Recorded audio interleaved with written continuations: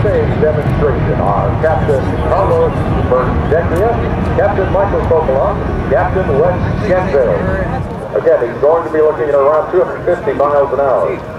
But that quiet gives the Globemaster a tactical advantage while flying low to hostile territory.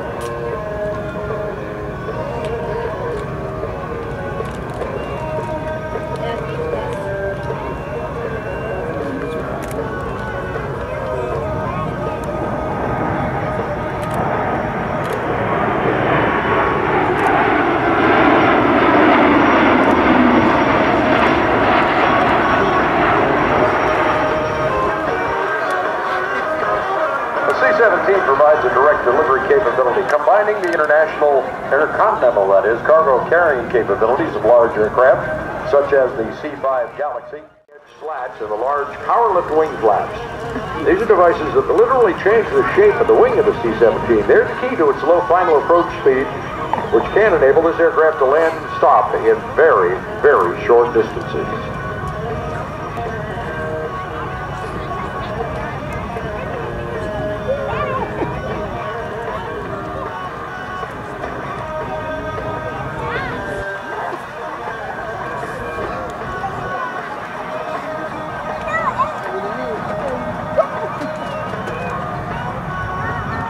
Of course, one of the things is that you're operating in a hostile environment. If you happen to get into an airfield where enemy resistance is encountered, you need to be able to get out of there right away. So at the end of this pass, the aircraft will perform a go-around maneuver using maximum power, demonstrating its ability to get out of a hostile area real quickly.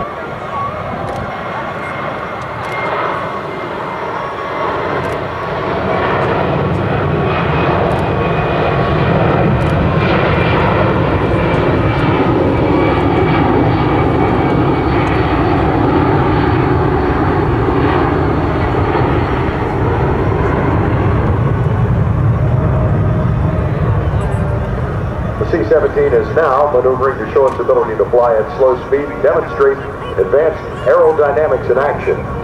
The aircraft will perform a series of steep bank turns to maneuver for a low-speed pass and to circle over the airfield.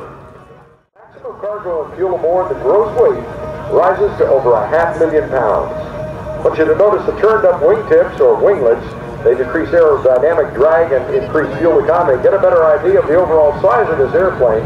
Those winglets that stick up at the end of the wings are 9 feet tall.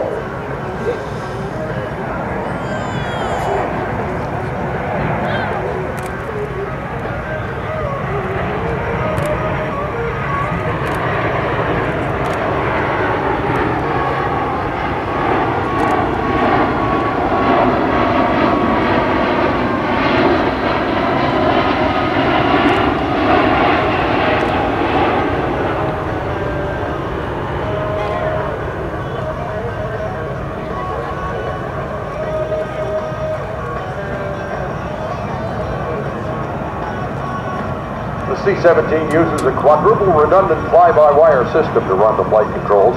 That means the aircraft's flight controls are electronically operated by inputs from the control sticks. There are 4 separate flight computers, each of which can manage the whole thing by itself. They continuously monitor the flight controls and each other. If there's a problem, they automatically work around the disabled system. In addition, these features on the C-17, it still has mechanical backup for those controls.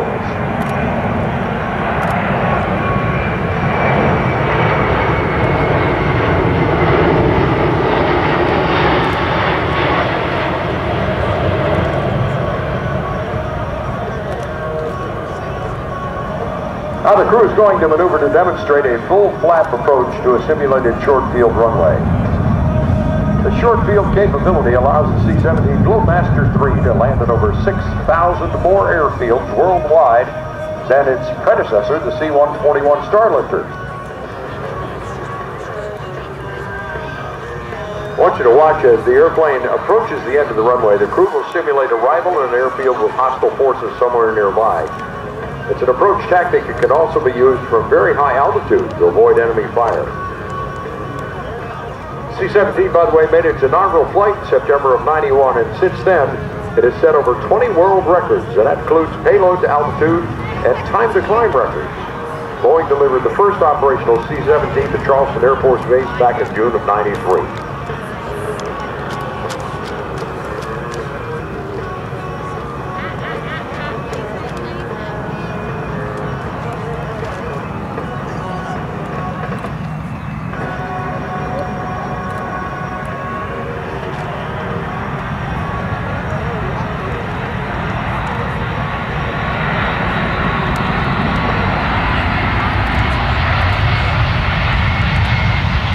What they're demonstrating now actually is how quickly they can get this airplane stopped on the ground. Watch this. Full reverse.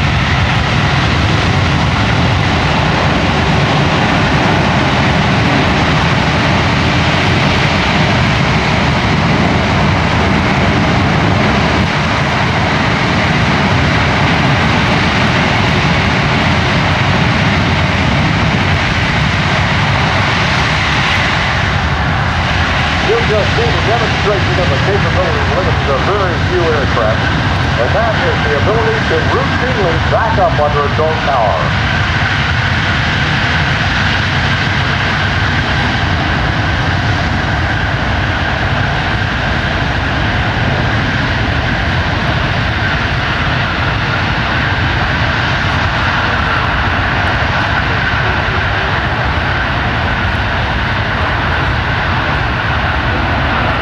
Of course, is very important when space is limited for offload operations. Every day these planes operate. You should know that they landed and got stopped in only about 1,500 feet of runway.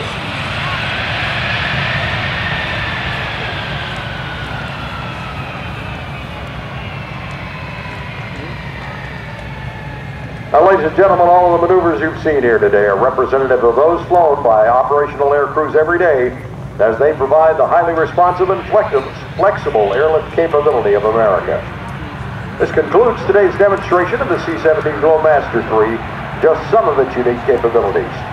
On behalf of the men and women of the United States Air Force, Air Education and Training Command at Aldous Air Force Base, we say thank you for being here today. Hoping you enjoyed this brief look at the C-17 Globemaster 3, the United States Air Force's core airlifter and workhorse, providing rapid global mobility for America today, tomorrow, and into the 21st century.